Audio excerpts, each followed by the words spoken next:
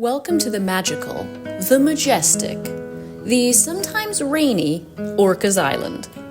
Located within the San Juan Islands group in northwestern Washington, a mere stone's throw from Canada, this island absolutely blew me away. I hope in this video I'm able to share with you exactly why it is such a gem, and why you should perhaps take a visit as well. Good afternoon. We just made the drive from Seattle up to Anacortes, which is where the ferry is to get out to Orcas Island. It's pretty straightforward. We did like a little online reservation, pay once you get to the toll booth, and now we're just hanging out here with all the other cars. We thought we should get here an hour early, but all that meant was that we were here waiting for an hour. The ferries are notoriously tardy, but we eventually loaded our car and headed on board to enjoy the views. The ferry is pretty standard with bathrooms, plenty of seating, an outdoor area in the front where you can stand and enjoy that cool breeze blowing in from Canada, and even a restaurant where you can get some food. Is it called Orcas Island because of the abundance of orcas that are in the sound there? No, it's not. According to my guidebook here. Apparently, Orcas Island is named for the Viceroy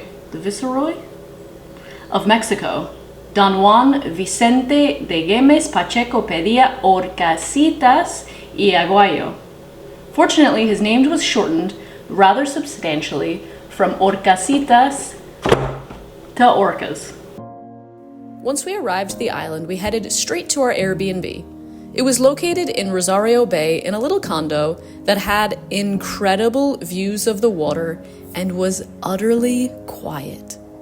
I think we got a little bit of a deal since it was still low season and we only paid $90 a night for this little spot. The link to the booking is in the description below, but it is much more expensive in the summer months. We spent most afternoons on these chairs listening to the birds and watching the sunset. Good morning. Starting the day completely out of breath. On a hike to the Cascade Lake. And did you know that Orcas Island is the hilliest island in all of the San Juans? I didn't until this morning when I read it in our guidebook. This is so steep. This is like a cutoff trail from where we're staying. So we actually don't have to drive into Moran State Park to get here. But you gotta work for it, that is for sure. So this trail we're on now is gonna take us to the Cascade Lake Trail, which loops around the lake and is hopefully a little bit flatter. It was indeed much, much flatter. Almost entirely flat, in fact. It was also stunning. Wow, that is so beautiful. We followed the loop trail around the lake, and then there were a few signs to different spots. First, this incredible viewpoint where we sat and had lunch. Then we climbed back down the rock and followed the signs for Cascade Falls. It was well worth the detour. The forest was so dense and the falls were still pretty packed with water. After quite a full day of walking nearly 10 miles, we hopped in the car and took our beach chairs with us to enjoy the last of the setting sun on our face over at Crescent Beach. Ooh. Glacial. The only thing ruining this solitude is the sound of my heavy breathing. Good afternoon. We are just starting the hike up to Mount Constitution. Yesterday was like a little bit of a warm-up. And today we're headed up. It's about 3.5 miles to the top from Mountain Lake. And we just started up. Starts steep immediately, so up we go to the top for the best views. It's the highest point in all of the not only all of Orcas Island, but all of the San Juan Islands. Still haven't caught my breath. Let's keep going. Steep. Look at this.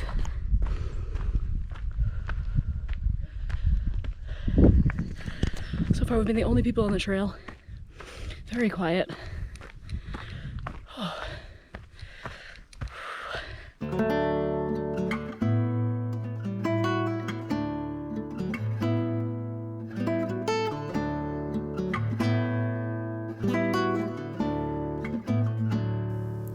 welcoming committee at the top were a few bald eagles soaring above us. You can see all of the different islands over to Bellingham in northern Washington, and sometimes, if it's clear, you can see Mount Baker, but it wasn't that clear when we were there. But it was still magical. We made it to the top, enjoyed the views, had some lunch, and now we are continuing on the loop trail, which will take us back down to where we started, but on a different route. So here we go, back down. On the way back down, we stopped at Twin Lakes, and the color of those almost made you want to swim. But the water was cold. Then we took a slow walk back along Mountain Lake to get back to where we parked our car. It was a serious hike that day, and we both felt like we deserved a little treat. If you've been watching my videos for any length of time, you might be able to guess what that treat is. A delicious craft beer. There is one brewery on the island, and their XPA was the perfect post-hike elixir.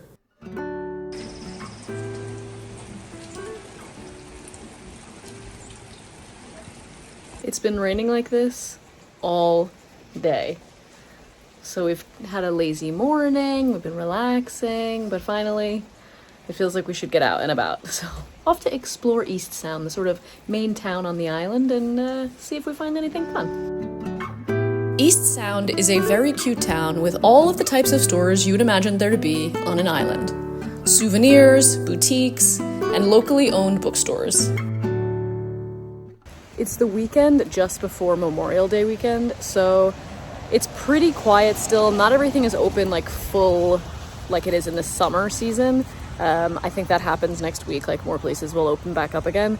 Some places aren't open at all. Some places have like really limited hours. So even though it's only like 4:30, a lot of the town is like closed up because it's Tuesday, midweek, before the height of the summer. So I imagine the summer is a lot busier, there's a lot more stuff going on. But it has been really nice to come here with the weather, well, besides today, with the weather being mostly good and warm enough for hiking, and being able to do all these trails with a lot fewer people. There's a lot fewer cars around. Getting parking around here to come and hang out has been really easy. So yeah, perks of coming in the low season, or just in the shoulder season, except the weather. But we'll just be back to Eastsound tomorrow, so.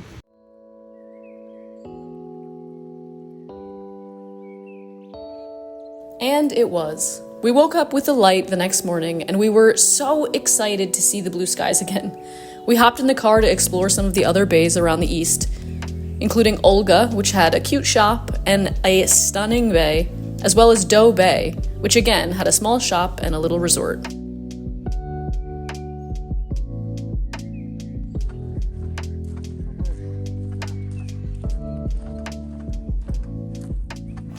Good afternoon from Obstruction Pass State Park.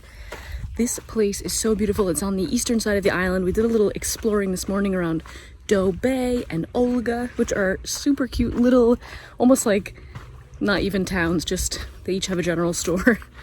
Then we parked here and walked down to this beach, which was about a 15-minute walk. We brought some camping chairs so we can sit and enjoy this view, our lunch. This is beautiful.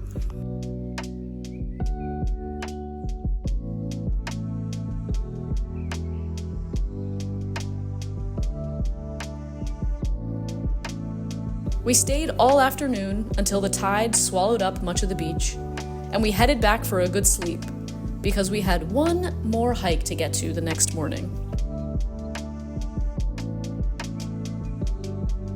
Turtleback Mountain Preserve is located on the west side of the island and is perhaps my favorite hike that we did on the whole trip.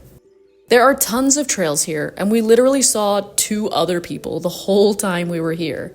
It was so peaceful, and the views from the Turtleback viewpoint were perhaps even better than the ones that we got on top of Mount Constitution. Orcas Island blew me away.